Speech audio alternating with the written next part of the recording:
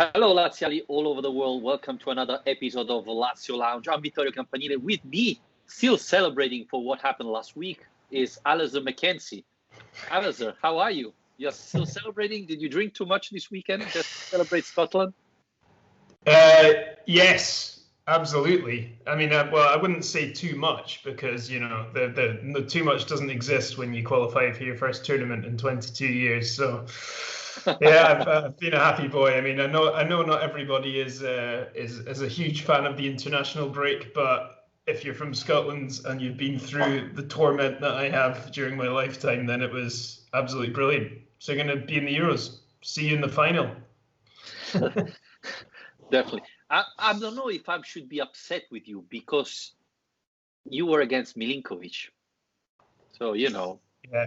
I don't know if this is the best case scenario, though, because no Lazio players in the Scotland team. It means Milinkovic gets a summer off, gets a proper pre-season, he can rest. This is a blessing in disguise for Lazio, don't worry about it. You had 5 days to prepare this, huh? Yeah, he was actually really bad as well. He had a terrible game. He had just one of those games where he wasn't really bad. He was just almost invisible. He just kind of disappeared. And it was strange because, well, we don't need to start talking about this, but Serbia have a lot of good players, but they just don't look like a good team. Anyway. Sometimes you have good players, but you don't have the right manager to merge them together. And this is one of the qualities Simone Inzaghi has, right, Alasdair, to bring it back to Lazio. He's able to build a group. Maybe not the best team in Italy, but they play like a group. They play like a team, and results come even if other teams are better than Lazio. So this is probably one of the best quality of Simone Inzaghi. We have a lot to talk about Lazio, Alasdair, because we have plenty of questions. We have to say plenty of things happens. But as we've been talking about Scotland, shall we start from the plane? I mean, we have a big news, right? Lazio has their own aeroplane.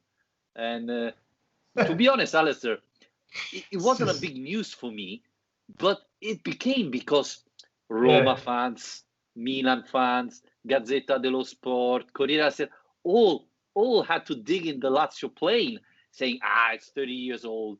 This is not a great plane. And then you find out that Real Madrid one is 35 years old. So, and then Lotito spent too much money on that plane, furnishing, putting the eagle on it. It costs like $150, etc. I mean, guys. I even had a Roma supporting friend try and criticize the paint job. I was like, guys, I know I was the same as you. Is like it was. I found it quite funny. It's been one of these stories that if you pick up like Corriere dello Sport over the last kind of 6 months, occasionally there's been a little corner somewhere saying, "Oh, let's forget your plane," or "Here's some little pictures."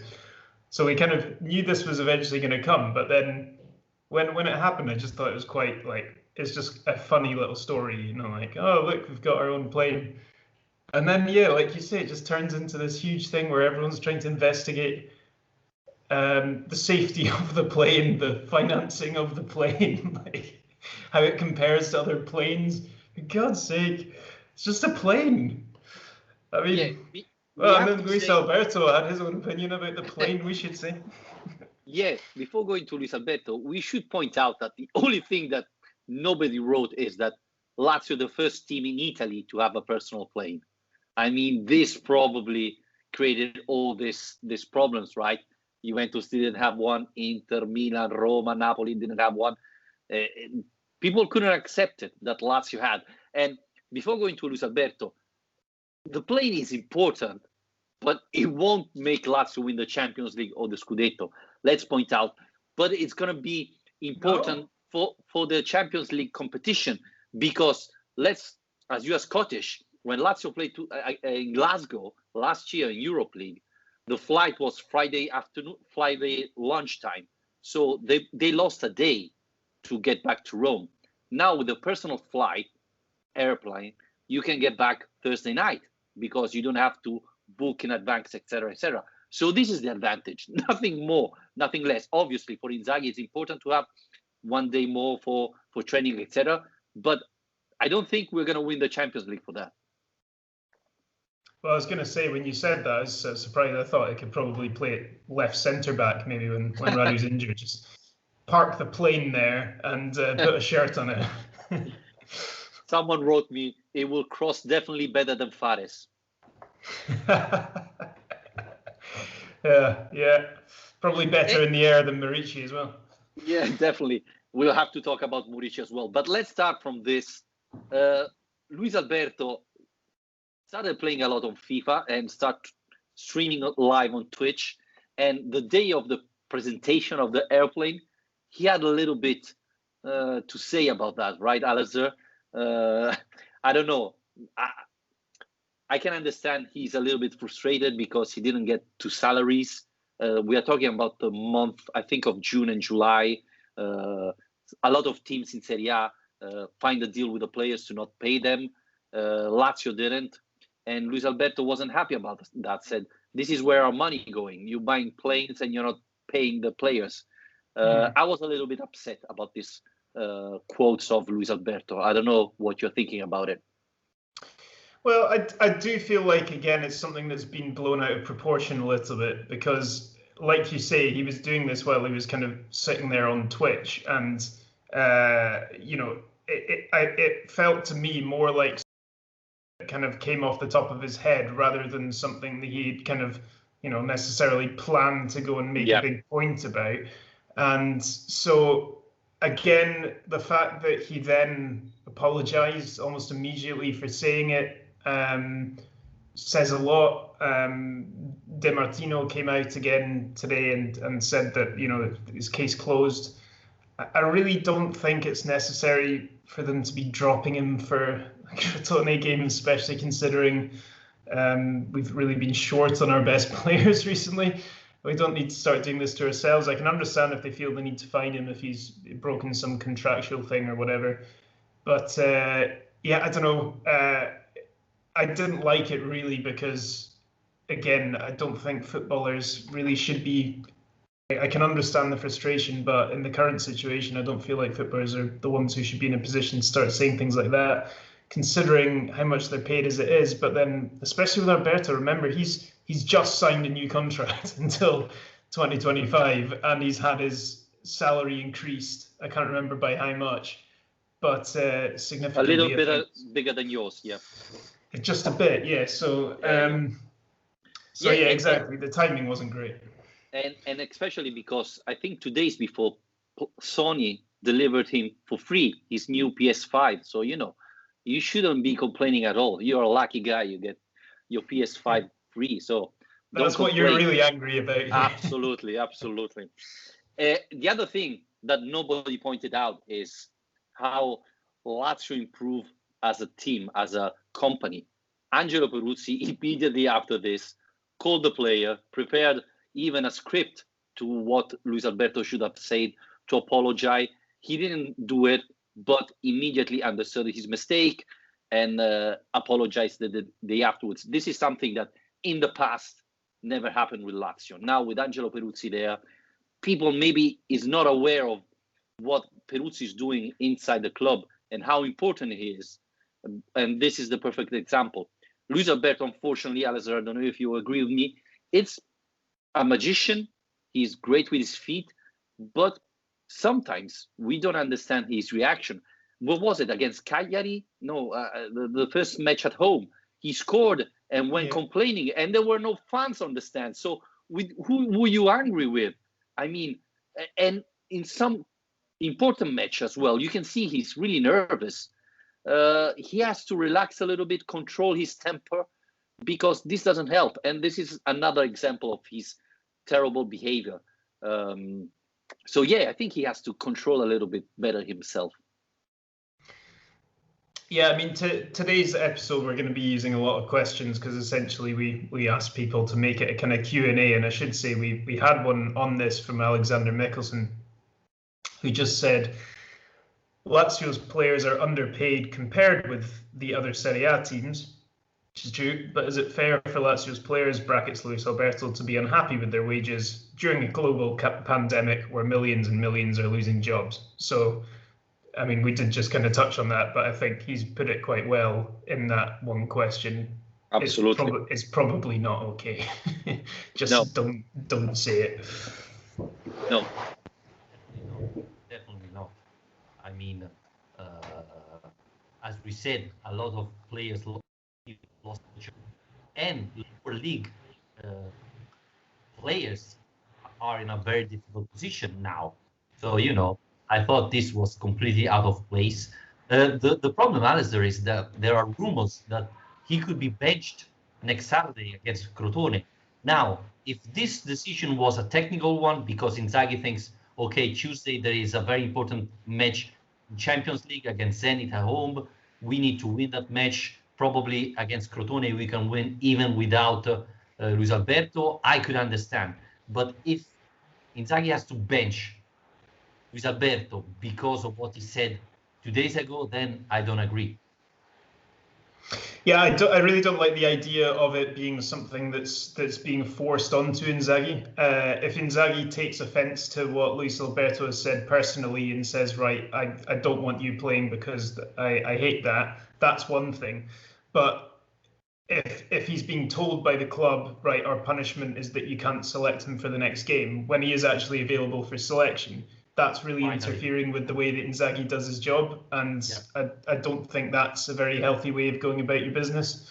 So, yeah, I really hope he isn't. I think like a fine is enough. They've said it's been swept under the rug, it's dealt with, it's done. So then we don't need to do something like that. Like you say, it is Crotone, but we've had so long without having our full strength team available that we really need them.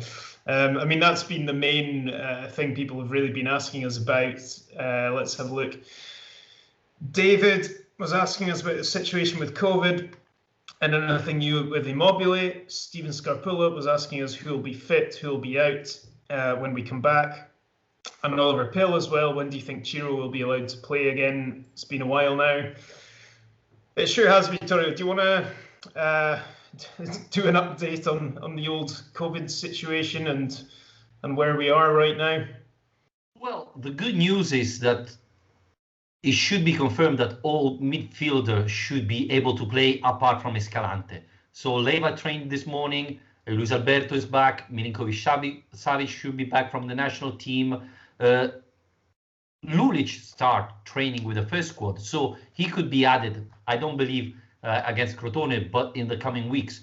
So finally, I think this is the first time that Inzaghi will have all the midfielders available since the pandemic started. So this is obviously a good news for Simone Inzaghi. Again, Crotone is not an incredible team, but it's good to give them rhythm, especially because afterwards there's a Champions League match. Strakosha should be able to play again. There is the question mark of Luis Felipe. He didn't train still this week, so there are question mark there. About Ciro Immobile, who knows? Because we know that this weekend he did 2 tests on his own, and one was negative and one was positive. So, we have no idea what's going on. He could be available for Crotone, but we are not 100% sure. Yeah, with Ciro, it does sound like he's getting quite frustrated with this, and obviously went to do his own tests, which you can do, go to a private clinic and get them done. And apparently, again, it was this N gene. I'm not going to get into the science, but essentially, it's the gene that not everybody actually tests when they're looking at coronavirus, positive or negative. But that's been the problem. But he's completely asymptomatic is the most important thing to say. Interestingly, what I read earlier was that a big confusion around this is basically that if you've been in quarantine for 2 weeks, you're allowed to come out of quarantine. But according to the FIGC protocol that they've got, if you've got like a long-term positive of COVID, you can come out after 3 weeks, but that has to be 3 weeks after the day that you develop symptoms. But the issue here is that Immobile's not had any symptoms, so they're not really sure where you can start counting the days from. So, I mean, even in that kind of 30 seconds it took to explain that, I'm already confusing myself. So you can understand that we basically just need Immobile to test negative this week, and he will be tested again. So fingers crossed. Yes, the good thing, and I think we have a question about it, right? Murici, he scored twice with the national team, so that's a positive sign. Someone tweeted to me these days, Murici is the new Berisha because he scores in the national team and doesn't score with Lazio. I think the story here is a little bit different, but Alasdair, I hope you agree with me. This is a positive sign for a striker to score twice in 2 matches. Yeah, one was a penalty, but it gives him confidence. So I'm looking forward to have Murici back. Yeah, absolutely. The comment we had was from Philip Pizzano, and he said it's early days, but Murici's touch doesn't look the best. But I will be patient, he does say. I think that's the thing, is that people have criticised that they're settling in, there's getting used to the team and so on. But so far, he's just not looked particularly kind of technically impressive. But then again, I think we knew from the start that wasn't really the kind of player he was going to be anyway.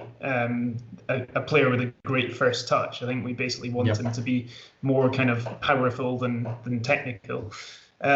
So yeah, the interesting question for me now though is, Vittorio, after Felipe Caicedo's ridiculous antics recently, do you play him from the start? Like, because you can't say he doesn't deserve it, but at the same time, he's completely shown where he's most effective, which is coming off the bench late in games. And I found it quite interesting because I think it was after the Zenit game, I put out a tweet asking that question.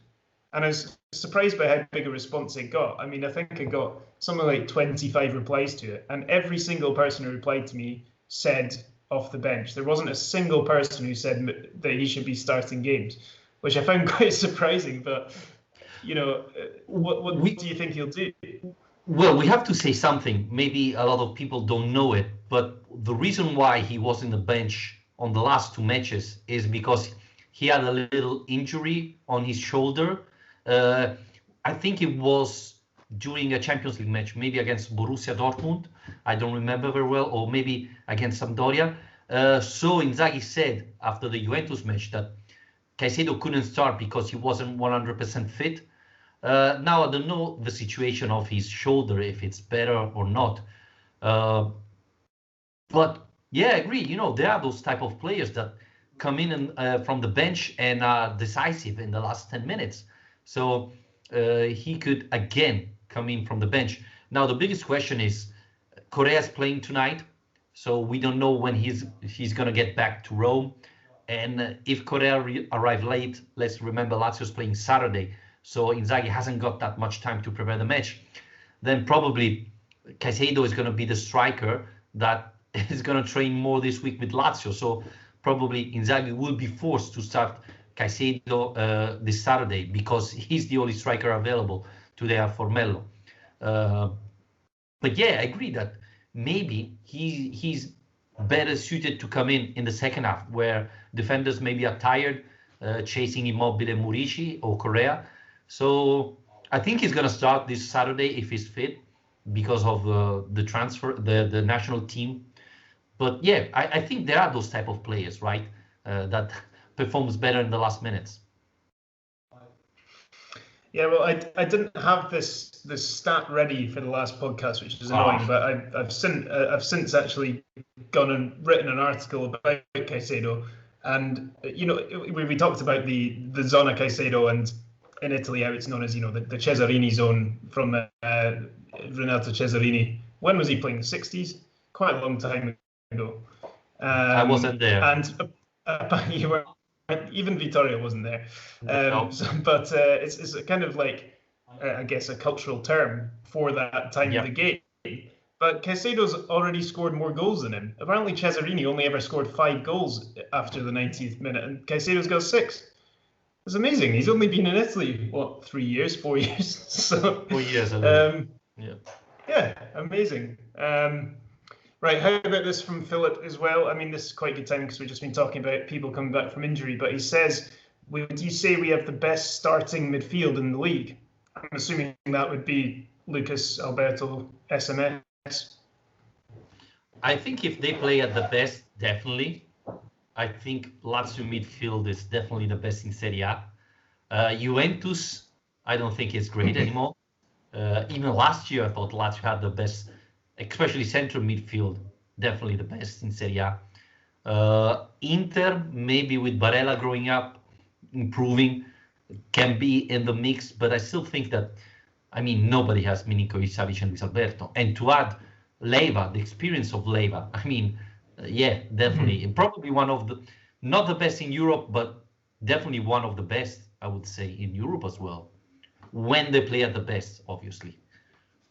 Yeah, I think it's probably the best blend. I mean, I assume if we're talking about a central midfield here, because if you start putting in wingers and things, it gets complicated. But if we're talking about central midfield three, I think it's probably the best balance three in the league. I mean, Luis Alberto has been the best creative midfielder in Serie A for the last 2 or 3 years in terms of the output. You can't argue with that.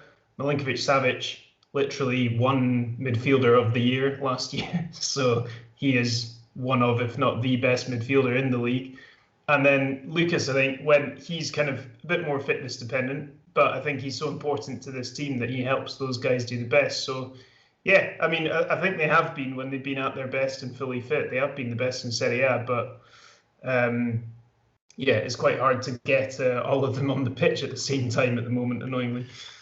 But the thing I think this team improved more is the solution there, because now you have Akpa Pro, that is a surprise. We saw him playing instead of Leiva last match and was very good. You have Andres Pereira that still can improve, but is probably the only player who can make Luis Alberto rest a little bit. He can play as a playmaker there. You have Danilo Cataldi, Parolo. You have plenty of options that you didn't have last year. So I think there's an improvement there, very important improvement. Especially Akpa Pro is probably the biggest surprise. You didn't expect him to perform that well. And we are forgetting Escalante, who started very well the season, was probably the other surprise with Akpa Pro. So I think it's hard at the moment to say if Lazio has the best midfielder, central midfielder, but definitely I think Inzaghi has a better option and can rotate more the players now.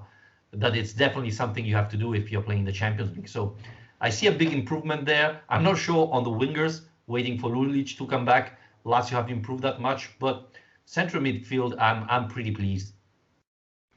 Yeah, there's another question we got actually from Jeppe Nielsen was about our thoughts on the depth of the squad. It's something we've asked about again, and how we look back on the latest transfer window now. Excuse me.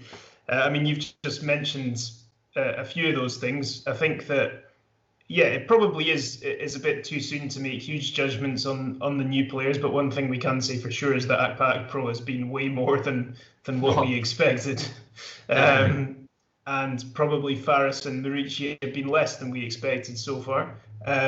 But, you know, we're not that far into the season, so we'll give it a bit more. I do think, though, in terms of that, the squad depth question is one that we've talked about quite a lot. But I think that, if anything, what's happened so far this season has really shown that depth has improved, because we've had so many issues already. It's pretty unbelievable when you think about it, with the COVID testing, between COVID testing and normal injury crisis, the number of players who've been missing.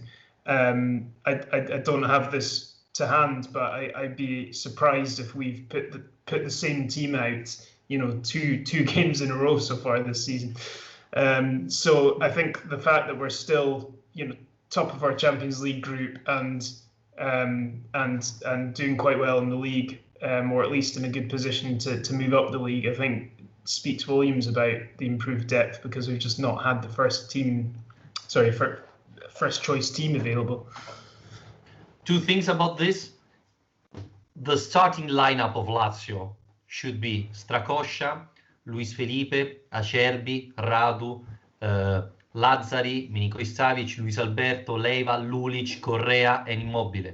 You know, last time they played this starting 11 was the derby of last year. So this tells you that he's come prepared with the stats tonight. Wow, wow! It's on fire. It's like 6 months that Lazio didn't start with the so-called starting 11. This tells you a lot. Second thing is, Lazio went to Belgium, play against Bruges, without 8 starting players, 8 in the Champions League. Last year in Europe League, we get destroyed without 5 starting players. This tells you how much the depth of this team have improved. And probably, Alasdair, I was thinking, because I got this question, what would you do this winter in the transfer market? And it's probably the first time I said, I think the team is fine at the moment. We still have the question mark on the left side, because at the moment we have Fares and Javan Anderson. But Lulic is back. He should be added to the squad. So when Lulic comes back, and if he's 100% fit, I think, considering that you cannot add more than 25 players, the depth is fine. The team has not glaring holes like we had last year. Yeah, exactly. I mean, when you look at the fact that we're having to leave Dennis Vavro out of the squad because a guy who we signed for, 12 million euros just over a year ago, because the thing I would have normally said in answer to that question is a centre-back, because I still thought always that we needed like 2 new good centre-backs to actually have a good enough team, but there's just not enough space in the squad anyway. So if you're doing that, you're gonna have to sell people off, and yeah, I think that it does depend a bit on a few things. Like we do need to get a better idea of what kind of players the new signings are going to be. We do hopefully we can hopefully get everybody fit again. It will be interesting. I mean, you're absolutely right. The team you named being Lazio's first choice 11, but it will be interesting once we have, if we ever have, all our players available, to see if that still is the first choice 11, to see if Radu and Lulic still are in there.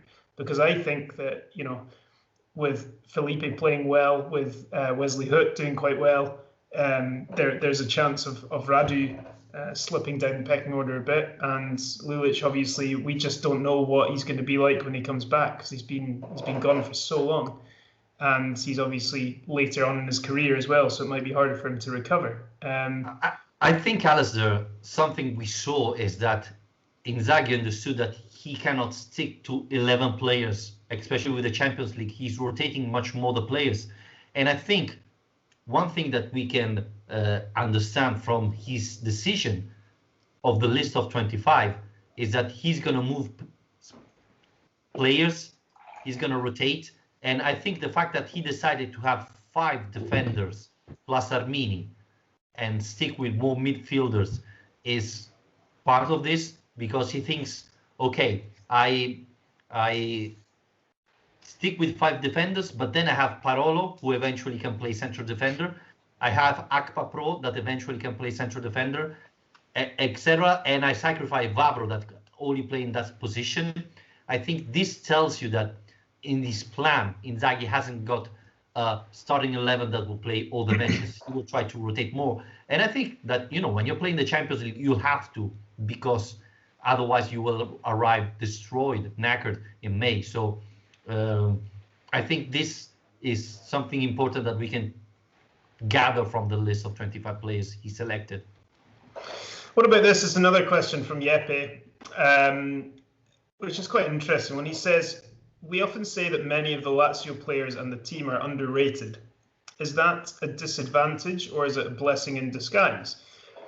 Considering our players stay at Lazio and accept somewhat lower wages, and they're rested during the international breaks, and maybe they could even come as a surprise to the opposition in the Champions League. Do you think that's... I mean, I would be surprised if in this day and age, with all the scouting and technology available, that this Lazio team are coming as a surprise to Champions League opposition. But do you think there's anything to that? The fact that they might be a bit underrated at that level? I think definitely underrated. We saw English commentator who didn't have a clue about Lazio and other Italian team. Obviously, this is commentators, not teams. But for example, Akpa Pro, not a lot of players not a lot of teams have info on him. So, you know, I think underrated in a positive way is like players like Patrick, Akpa Pro, cost very little money to Lazio, and Lazio hasn't got a huge budget. So, you know, finding these gems at low cost or completely free, it's very positive for the club, without forgetting Luis Felipe, for example. I don't think teams are unprepared. I think it's more important on the budget case. One thing I always point out is Perotti, when he was in Roma, he had a salary now equal of Ciro Immobile, before double of Ciro Immobile. And nobody can say that Perotti is better than Ciro Immobile. So this is a huge advantage for Lazio. Think about Nainggolan in Inter. He's not playing, but has a huge salary. So this is definitely an advantage. I think the other thing is, and you can confirm it, Roma is not a bad city to live in. And, you know, a lot of players quite enjoy Torino, where Juventus is. It's quite a boring city, especially if you're a youngster. A lot of Juventus players go to Milan during the week to have some fun.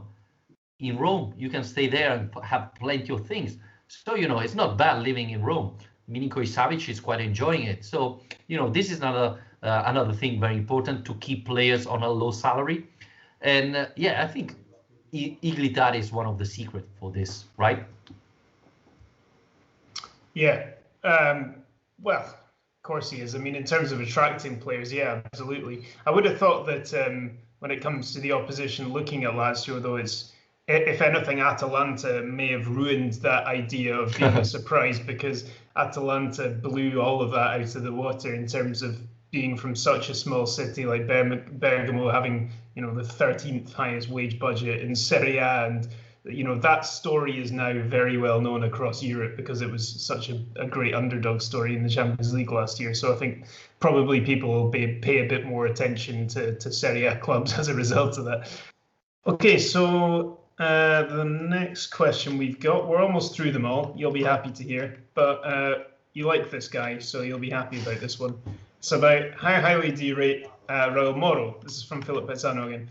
And does he have similar characteristics to another player you can compare him to? I know you've been watching him. Yeah, I rate him very highly. I like the player. He's a difference maker. He has real big talent. And, you know, it's quite obvious because Lazio paid him 6 million euros. So it wasn't cheap for a 16-year-old kid, but he's very talented. He's more a left winger, so he has to adapt to the 3-5-2.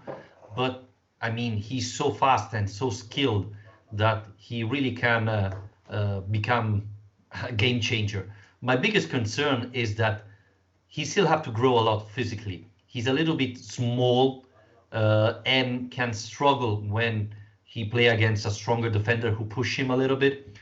We saw this a little bit also in Primavera, but and I would say that he's a little bit like Correa. In front of the goalkeeper, he's not as cold as Ciro Immobile.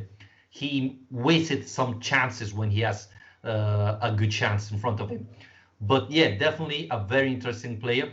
I would say a little bit like Pedro Neto. Maybe Pedro Neto physically better, bigger. He was a couple of years older, but Raul Moro probably is a little bit faster than Pedro Neto. So I would be really interested to see him playing in Serie A. I do understand that this year Inzaghi has more options. Caicedo, Immobile, Correa, Murici. So it's very hard to see him start, especially because he's not in the Champions League list. But I fear he's a little bit wasted in the Primavera because he's too good for that level. So yeah, definitely keep an eye on him, because I think Inzaghi understood that this player has quality. This is probably the biggest difference between the Pedro Neto case and now. So I think we're going to see him playing. Yeah, I saw that Juventus were getting linked with Pedro Neto, and I was thinking, oh, for God's sake, please don't let Neto come back to Serie A and be amazing for Juventus. Yeah, no, Moro, I think he's definitely exciting a lot of people at that age. I think you're right. I think he still looks quite small and fragile, but he has only just turned 18, so he's young even for that Primavera level. So there's no hurry with him, but hopefully, yeah, it'd be nice to see him get some sort of opportunities this season. Right, just to finish up, firstly, Alexander Mikkelsen importantly asked me who my new favourite player is after Bastos left. The answer is that I'm still going through the grieving process. There can only be one Bastos. Although I have to say, Akpak Pro is working his way up the pecking order towards Bastos levels. So finally, and this is quite a good one to round it up with, from Philip again. Thanks for all your questions, Philip. What a reliable question asker.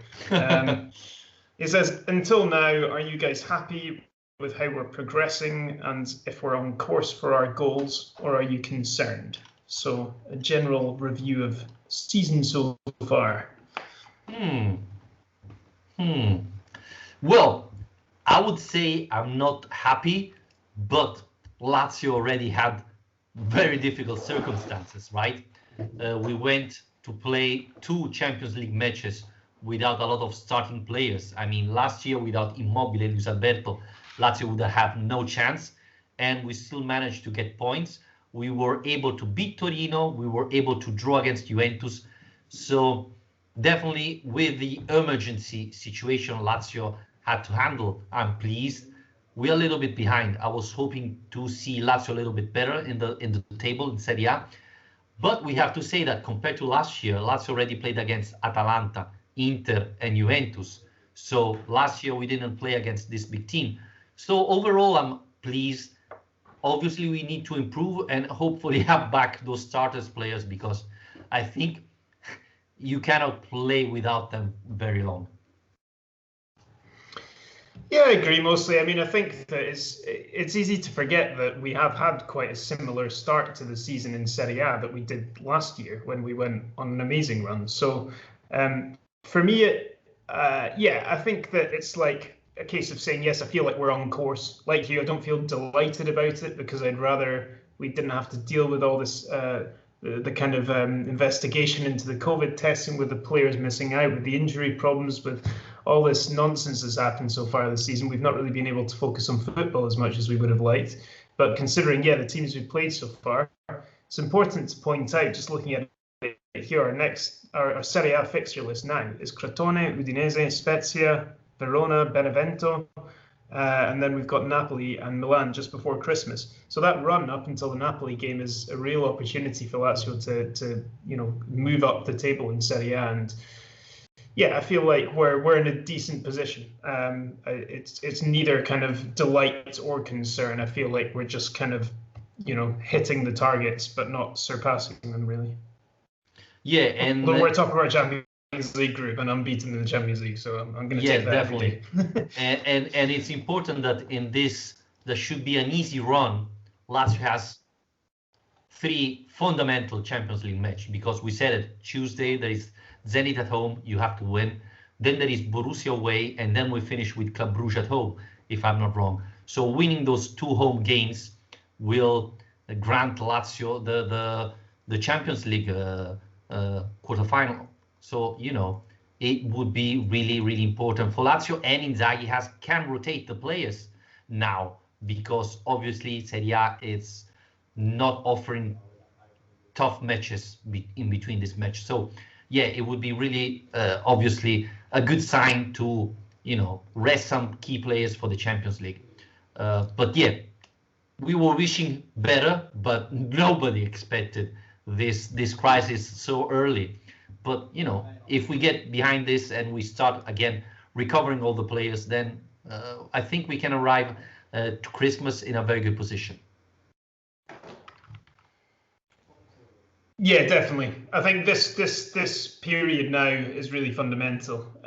So hopefully we can kick on, get some players back, and it won't be quite as chaotic as it has been. But yeah, for all the reasons we've talked about tonight, squad depth, more rotation, this incredible team spirit and ability to get Caicedo to score goals whenever he wants. You know, there's been the win against Dortmund. Like, there's been some real things to be happy about, some real high points already. So yeah, I'm pretty happy. Yep, I think we can wrap it up here, right, Alasdair? Question finished. We can focus Questions on Crotone. over. Crotone, a lot of bad memories. Maybe that's the case to start Caicedo, so he can. Yeah. Find... So the restoration of Caicedo is complete. Yeah, I like that. Definitely. That's a good story. Yeah, yeah. I give you a headline for a new article. Yeah, thank you. Just make a note. Yes, definitely. So thank you again, everybody, for supporting us. Remember, you can follow us on Twitter, on Facebook. You can subscribe on our podcast on iTunes, Spreaker, Spotify, Amazon. And if you want to support the podcast, patreon.com/Lazio Lounge. Membership starts at $2 a month. So thank you again, Alasdair. You can go back and celebrate Scotland to the Euros. And we're going to talk again next week after Crotone Lazio. Good night, everybody. Cheers.